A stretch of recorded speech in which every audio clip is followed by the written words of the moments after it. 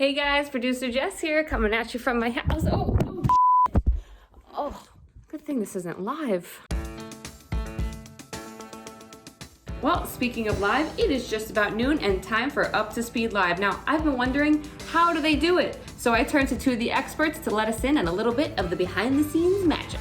Jeremy here from my basement, where I've been doing Up to Speed Live for about a month or so now.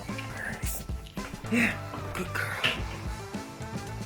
My wife Alex is working upstairs in her office, so I took over the basement. It's not so bad down here. One thing I did have to move out of the way though was my foosball table, and obviously we've transformed Chris Toohey's garage. When the idea first came to me of moving the studio to my garage, I thought it was a little crazy, but after working with my team and coming up with a plan, we loaded all of our remote gear into a box truck, set it all up.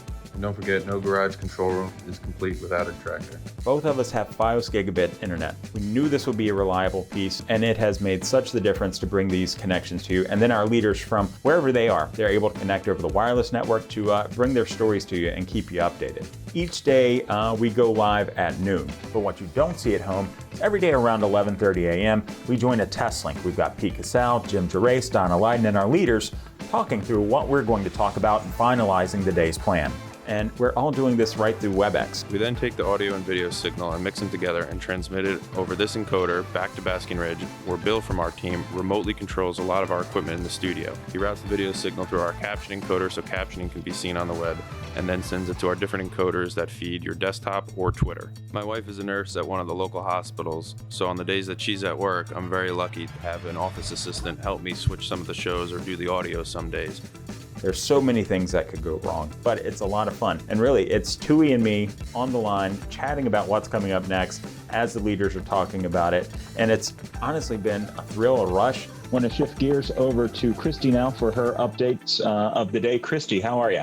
I'm great. Thanks so much, Jeremy. Just a couple updates to kick us off for the week. So we figured out how to do it and why we're doing it, but what are we talking about on a daily basis? Well, that sometimes comes down to the minute in these broadcasts that you don't get to see, but it's a lot of coordination with our communication teams around the world.